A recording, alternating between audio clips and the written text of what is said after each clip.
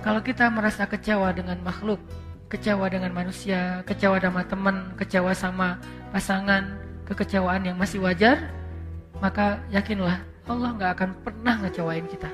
Kadang kita bahkan bisa kecewa kepada orang tua kita sendiri. Kadang seorang ayah, ibu kecewa kepada anaknya. Kadang saudara kecewa kepada saudara, adik, kakaknya. Itu hal yang wajar, itu manusiawi. Tapi Allah gak pernah ngecewain hambanya. Ma wadda'aka rabbuka wa ma qala. Pernah dibenci sama orang tanpa alasan? Pasti pernah. Pernah membenci orang lain tanpa alasan? Mungkin pernah. Tapi Allah enggak. Allah enggak pernah ninggalin kamu, wahai hambaku, kata Allah. Aku enggak pernah ninggalin kamu. Apa buktinya? Kalau kita mau lihat-lihat nih masa lalu kita, teman-teman, ketika kita bikin dosa aja, Allah enggak ninggalin kita, coba. Apalagi ketika kita taat. Ketika kita bikin dosa, kita enggak sholat, kita banyak maksiat, kita sombong, kita ingkar, kita nggak ngerti agama, kita menjauh dari kebaikan, Allah nggak ninggalin kita, masih ditolong. Apa buktinya? Buktinya sekarang kita bisa hijrah. Siapa yang bikin kita hijrah kalau bukan Allah? Buktinya kita akhirnya sadar untuk taubat. Siapa yang menyadarkan kita kalau bukan Allah? Kok telat banget sih Ustaz disadarin? Enggak, dari sejak kita bikin dosa tuh Allah udah menyadarkan kita. Kita aja yang keras kepala, menolak peringatan dari Allah, menolak nasihat dari Allah, sering datang kepada kita.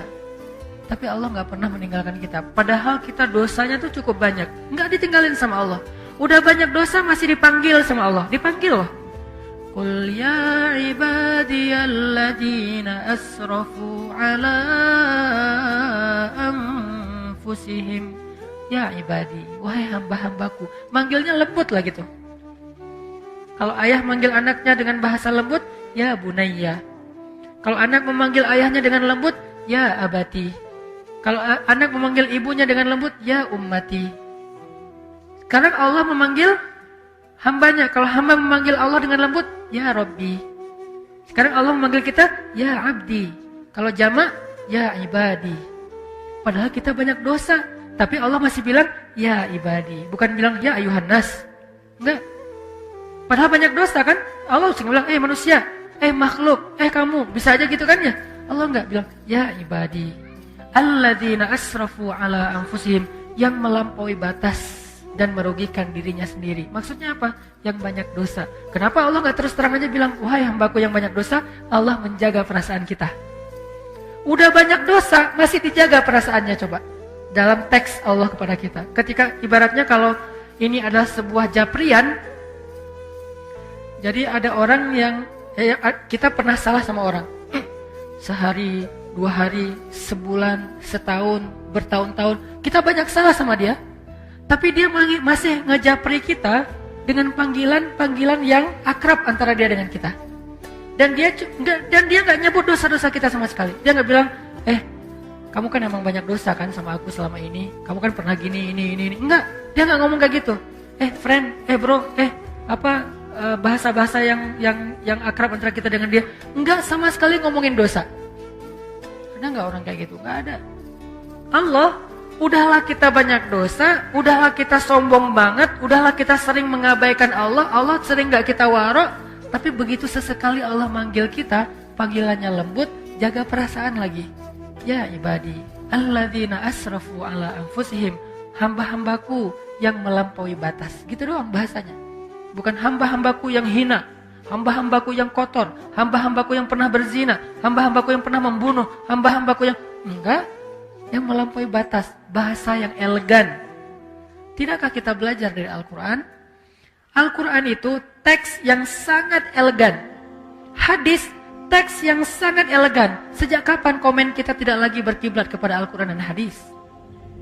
Kita mengaku pembaca Al-Quran, tapi kita komennya tidak Qurani. Kita mengaku mempelajari hadis, tapi komen kita tidak nyunnah. Arti nyunnah gak elegan seperti Nabi. Pernahkah Nabi menggunakan istilah-istilah yang tidak baik untuk orang lain? Sampai Nabi mengatakan apa? Kalau ada budak perempuan kalian berbuat zina, maka cambuklah dia, tapi jangan cela dia.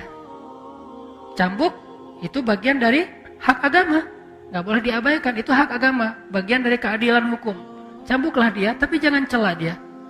Lalu kalau dia berzina lagi 2 kali, maka cambuklah dia, tapi jangan cela dia.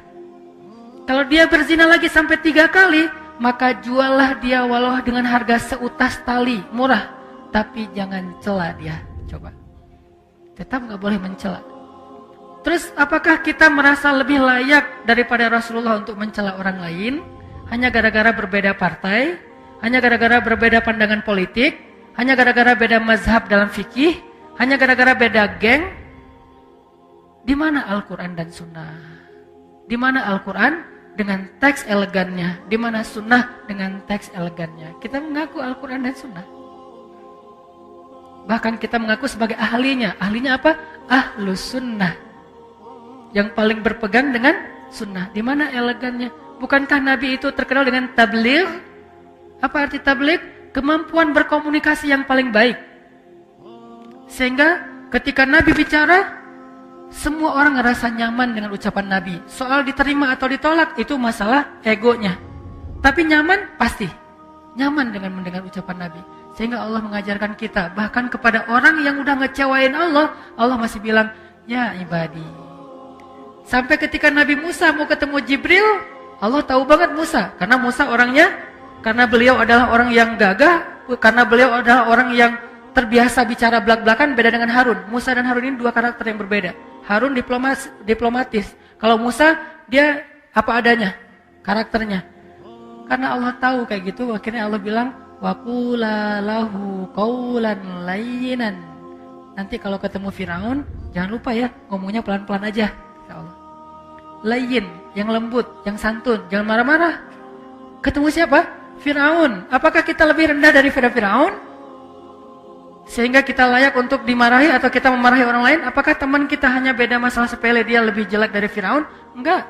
Kalau ke Firaun aja dibilang qula lahu qawlan layyinan, lalu siapa yang kita ajak bicara? Sejak kapan istri kita boleh kita sebut dengan ucapan yang buruk? Sejak kapan suami kita boleh kita sebut dengan ucapan yang buruk? Sejak kapan ulama kita boleh kita panggil dengan ucapan yang buruk? Bahkan menyebut kata si saja tidak pantas untuk ulama atau orang yang berdakwah. Apakah dia lebih rendah daripada Firaun hanya gara-gara beda mazhab dan persepsi tentang masalah agama? Tidak. Jadi Allah kepada orang yang marah, kepada orang yang mengecewakan Allah aja Allah bilang ibadi alladzina asrafu ala anfusihim. Terus gimana itu dengan Abu Lahab? Hanya Allah yang tahu siapa yang layak digituin. Nabi aja nggak tahu. Nabi ketika turun ayat baru dibacain. Enggak Nabi duluan kan yang memanggil, dia Abu Jahal. Enggak, Allah yang nyuruh. Dia Abu Lahab, Allah yang nyuruh, tabban. Tapi kalau yang lain, Nabi enggak. Bahkan orang munafik aja dirahasiain namanya sama Nabi, coba. Yang tahu nama-nama orang munafik siapa? Huzaifah ibn Yaman. Sahibus sirri Rasulillah. Dialah yang menjaga rahasia Nabi, Huzaifah ibn Yaman. Nabi nggak ngasih tahu nama-nama orang munafik terus diposting, dirilis di media sosial biar semua orang tahu nih munafik ya, nih munafik, nih munafik. Enggak, kenapa? Karena Nabi tidak mau mencela orang lain. Cukup Huzaifah aja yang tahu. Kenapa? Biar nanti kalau ada apa-apa Huzaifah bisa mengambil sikap. Sampai Umar aja nanya ke Huzaifah, ya Huzaifah, kan Nabi ngasih tahu kepada kamu siapa daftar orang munafik. Kira-kira boleh nggak saya tanya satu hal? Apa Umar? Saya termasuk nggak di antara mereka? Umar aja khawatir. Saya termasuk nggak saya di antara orang munafik? Huzaifah tersenyum. Karena Huzaifah respect banget sama Umar dan pastinya Umar bukan orang munafik. Huzaifah nanya, karena itu bukan rahasia kan? Enggak, wahai Umar, kamu nggak termasuk munafik lah. Alhamdulillah ya Allah. Gitu, dan itu bukan basa-basi teman-teman, bukan pencitraan. Kalau kita berada di posisi Umar nggak akan nanya kan? Kepedean banget kan kita, kegeeran. Masa sih gua munafik? Kayaknya nggak banget deh. Gitu kan ya? Umar, sekelas Umar bin Khattab, orang nomor 2 di sisi Rasulullah setelah Abu Bakar, itu masih ragu, saya munafik enggak ya? Huzaifah, saya termasuk enggak? Kata Huzaifah, enggak, wahai Umar, kamu enggak termasuk lah. Kata Umar, kalau gitu di antara pejabat saya ada enggak? Nah, kata Huzaifah, ada sih. Yang mana? Rahasia. Nabi suruh saya menjaga rahasia, saya enggak akan ngebocorin. Ya udah deh, kalau gitu ntar saya juga tahu lah. Gimana caranya? Kalau ada pejabat Umar yang meninggal, Umar nggak akan datang mensolati dia kalau nggak ngelihat Huzaifah datang mensolati dia. Kalau Huzaifah nggak mensolati, oh berarti dia tuh emang munafik. Jadi caranya nunggu Huzaifah ibn Yaman sampai Huzaifah wafat baru nggak bisa lagi kedeteksi mana orang munafik.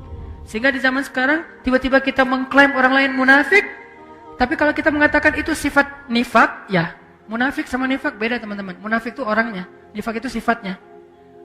Jadi tanda-tanda kemunafikan, tapi orangnya belum tentu disebut munafik. Tanda-tanda artinya jangan sampai kita mirip dengan tanda-tanda itu gitu. Makanya Allah bilang, ya ibadi alladzina asrafu ala anfusihim la taqnatu min rahmatillah.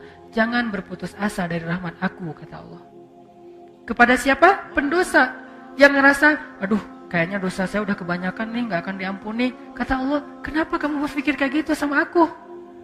Kamu hambaku, walaupun kamu banyak dosa, aku tidak akan pernah mempersulit kamu untuk dapat ampunan. Jangan putus asa, minta ampun lagi.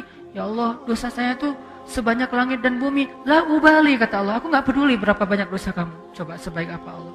Ya Allah, dulu kan saya sering nge-reject engkau. Engkau panggil saya sehari 5 kali, saya reject. Kalau dipanggil sama atasan, saya datang. Dipanggil sama pacar, bukan datang lagi, lari.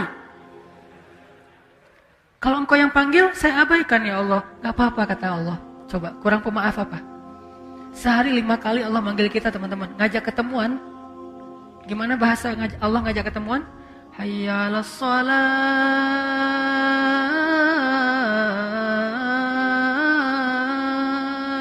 Hambaku, ketemuan yuk. Kalau bahasa kita kan? Bahasa resminya apa? Mari kita sholat. Sholat itu artinya apa? Ketemu Allah kan? Kalau kalian seolah-olah kalian melihat Allah, kalau tidak melihat seolah kalian yakinlah Allah melihat, ketemuan gitu. Allah ngajak ketemuan, bahasanya kalau diterjemahin selama ini resmi. Saya lebih senang menerjemahkan bahasa daily kita lah. Arti hayya 'alas shalah dalam keseharian kita, yuk ketemuan yuk. Allah ngajak kita ketemuan. Padahal kita yang butuh Allah, Allah nggak butuh kita, tapi Allah yang ngajak kita ketemuan. Hayya 'alas shalah.